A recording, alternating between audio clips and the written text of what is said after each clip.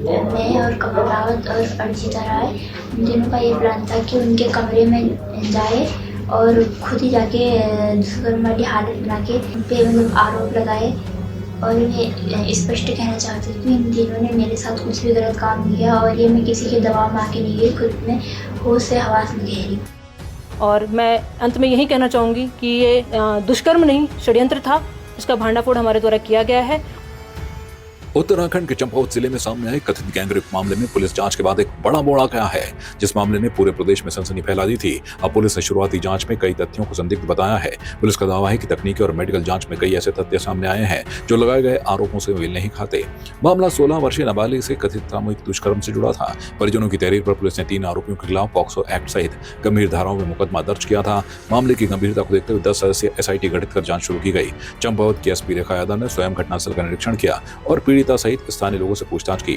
Police ने CCTV footage, call detail record और अन्य तकनीकी साक्ष्यों के आधार पर घटनाक्रम की जांच की। जांच में सामने आया कि पीड़िता शादी समारोह में अपनी इच्छा से अपने एक दोस्त के साथ गई थी। पुलिस के अनुसार मेडिकल परीक्षण में जबरदस्ती या संघर्ष के स्पष्ट संकेत नहीं मिले हैं। साथ ही जांच में यह भी पाया गया कि जिन 3 लोगों को नामजद आरोपी बनाया गया था वे घटना के समय मौके पर मौजूद ही नहीं थे। पुलिस का कहना है कि गवाहों के बयान और तकनीकी साक्ष्यों में भी कई विरोधाभास सामने आए हैं। जांच के दौरान एक युवक कमल रावत की भूमिका भी संदिग्ध पाई गई है। पुलिस को आशंका है कि बदले की भावना से पूरे घटनाक्रम को एक सुनियोजित तरीके से पेश किया गया हो सकता है। हालांकि पुलिस ने कहा कि डिजिटल और फॉरेंसिक साक्ष्यों की जांच की जा रही है। कल जनपद चंपावत के कोतवाली चंपावत क्षेत्र अंतर्गत एक विभत्स घटना की जानकारी हमें प्राप्त हुई, जिस पर तत्काल संज्ञान लेते हुए पीड़िता के पिता की तहरीर के आधार पर हमारे द्वारा अभियोग पंजीकरण की कार्रवाई की गई। अभियोग पंजीकरण करने के उपरांत हमारे द्वारा मौके का मुआयना करते हुए घटनास्थल पर RFSL रुद्रपुर की टीम को बुलाया गया। वहाँ पर वैज्ञानिक तौर पर साक्ष्य संकलन की कार्रवाई की गई। साथ ही जिला चिकित्सालय ले जाकर पीड़िता का मेडिकल परीक्षण कराया गया। वह मेडिकल परीक्षण के बारे में जो भी हमारी रिपोर्ट में आया है उसके बारे में CMO साहब आपको ब्रीफ करेंगे। इसके अतिरिक्त हमारे द्वारा जो टेक्निकल व मैनुअल इनपुट्स गैदर करने के लिए क्षेत्राधिकारी चंपावत के पर्यवेक्षण में 10 सदस्यीय SIT टीम का गठन किया गया। इस टीम को सभी प्रकार के साक्ष्य एकत्रित करने के लिए हमारे द्वारा क्षेत्र में मामूर किया गया था। इसके अलावा जो पूरा घटनाक्रम जो हुआ है उसके संबंध में हमारे द्वारा टेक्निकल, मैनुअल, CCTV फुटेज इत्यादि साक्ष्यों का जब संग्रहण किया गया तो जो घटना वर्णित की गई थी उसमें भिन्नता पाई गई। पीड़िता के बयान व जो उसके साथ जो साक्षी थे उनके बयान और जो टेक्निकल इनपुट थे, इन सभी में विरोधाभास जब देखा गया तो हमारे द्वारा पूरे प्रकरण को लेकर के उसका रूट चार्ट बनाया गया, जिसमें घटना की सत्यता को लेकर के सवाल व संदेह खड़े हुए। हमारे द्वारा सभी साक्ष्यों का पिरोते हुए एक रूट चार्ट तैयार किया गया। वह घटना में वर्णित तथ्यों का जब उसमें हमारा एनालिसिस किया गया तो ये जानकारी संज्ञान में आई कि घटना जिस प्रकार से वर्णित की गई वह वैसा होना नहीं पाया गया। पीड़िता से जब इस संबंध में पुनः बात की गई और उसके संबंध में उनसे जब विचारण किया गया तो पीड़िता द्वारा यह स्पष्ट किया गया, वह एक्सेप्ट भी किया गया कि जो घटना जिस प्रकार से वर्णित की गई वह घटना उस प्रकार से होना नहीं पाई गई है।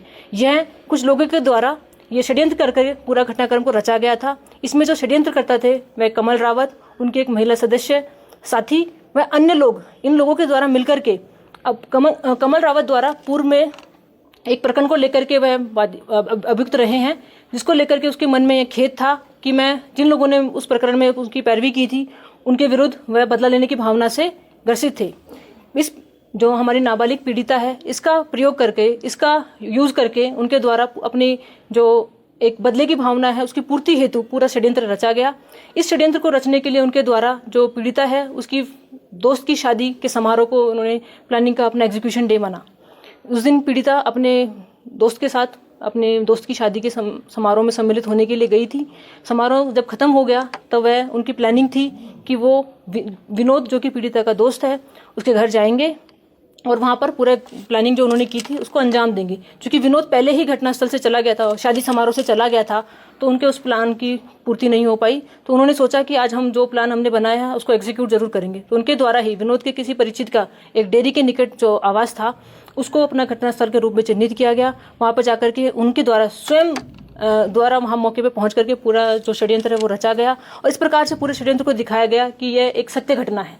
जबकि जिन व्यक्तियों के नाम तहरीर में नामजद किए गए हैं उन व्यक्तियों की मौजूदगी ना ही तो टेक्निकल आधार पर, ना ही जो स्वतंत्र साक्ष्य हैं उनके आधार पर उसकी पुष्टि हो पाई है। उनकी मौजूदगी अन्यत्र कहीं पाई गई, घटनास्थल के निकट भी उनकी मौजूदगी नहीं पाई गई। तो इस पूरे प्रकरण में जो मास्टरमाइंड था वह कमल रावत, उनके महिला मित्र व उनके साथी थे, जिन्होंने पीड़िता का उपयोग करते हुए, उसका यूज़ करते हुए उसको झूठा प्रलोभन यह दिया गया कि उसके जो बीमार पिता है उनका उपचार करा जाएगा, उसको आर्थिक रूप से उसको मदद की जाएगी। इस प्रलोभन और झांसे के चलते उसके द्वारा पीड़िता का यूज़ करते हुए अपने उद्देश्य की पूर्ति हेतु पूरे इस स्वांग को रचा गया और एक नाबालिग का यूज़ करते हुए उन्होंने नाबालिग के साथ इस प्रकार की विभत्स घटना कारित की, जो शर्मनाक है, शर्मसार है।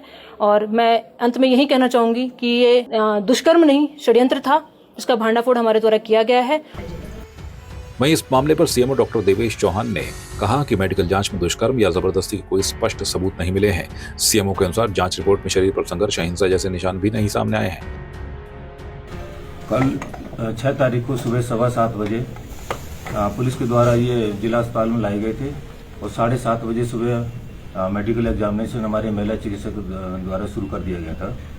तो इसमें जो भी कार्रवाई हुई, जो हमारा प्रोसीजर है, उसमें जो टाइम लगा वही लगा, बाकी हमने पूरा टाइम से करके पुलिस को हैंडओवर किया है। पूरे मेडिकल में देखा जाए तो उसके शरीर पर किसी तरह के कोई बाहरी चोट के निशान, किसी स्ट्रगल के निशान नहीं थे। अंदरूनी आंत में भी इस तरह के कोई जबरदस्ती के, कोई स्ट्रगल के निशान नहीं पाए गए हैं। राइट इसमें रिस्ट पर जरूर एक निशान था, लेकिन वो ब्लूज का वो 3 दिन पुराना था। 3 दिन पुराना, उसका कलर के हिसाब से हम बता सकते हैं किस दिन का कितना है। तो वो ब्लूज था, वो 3 दिन पुराना, तो इससे कोई संबंध नहीं है। जैसे हमारे महिला चिकित्सक द्वारा बताया गया, मैंने भी खुद अपना उसका पूरा देखा है, उसको पूरा स्टडी किया इसको, तो उसमें ऐसा किसी तरह का कोई दुष्कर्म का नहीं पाया गया है। वहीं इस मामले में कथित पीड़िता का बयान भी सामने आया है। उसने स्पष्ट किया कि उसके साथ किसी प्रकार का दुष्कर्म नहीं हुआ। पीड़िता के अनुसार पूरा घटनाक्रम एक सुनियोजित साजिश के तहत हुआ है। जो सुबह 3 लोगों के दुष्कर्म के आरोप में यहाँ लाई थी और मैं ये सच कहना चाहती कि उन तीनों ने मेरे साथ कुछ नहीं किया था। विनोद रावत मेरा दोस्त था, पूर्ण रावत और नवीन रावत को मैं जानती भी नहीं थी, इसलिए उन तीनों ने मेरे साथ कुछ भी ऐसा गलत काम नहीं किया है जिसमें फंसे। और विनोद रावत मेरा दोस्त था, जैसे शादी में बुलाया गया था और शादी में मैं गई थी, मेरी दोस्त की शादी में थी और वो वहाँ आया था और मैं भी गई थी, लेकिन वो आया और जल्दी चला गया था। और हम तीनों का दूसरा प्लान ये था, मैं और कमल रावत और अर्जिता राय, उन तीनों का ये प्लान था कि उनके कमरे में जाए और खुद ही जाके दुष्कर्म वाली हालत बना के उन पे मतलब आरोप लगाए। और मैं स्पष्ट कहना चाहती हूँ कि इन तीनों ने मेरे साथ कुछ भी गलत काम नहीं किया और ये मैं किसी के दबाव में आके नहीं गई, खुद में होश से हवास में गहरी। फिलहाल चंपावत का मामला पूरे प्रदेश में चर्चा का विषय बना हुआ है। पुलिस अब डिजिटल तकनीकी और फॉरेंसिक साक्ष्यों के आधार पर हर पहलू की गहराई से जांच कर रही है। संवाद 365 के लिए संजय रावत की रिपोर्ट। आपकी इस पर क्या राय है, हमें कमेंट कर जरूर बताएं। इसके साथ ही आप हमारे YouTube चैनल को सब्सक्राइब कीजिए। आप हमें Facebook, Instagram, Twitter पर फॉलो भी कर सकते हैं और संवाद 365 के साथ एक क्लिक में जुड़ने के लिए डाउनलोड कीजिए संवाद 365 ऐप।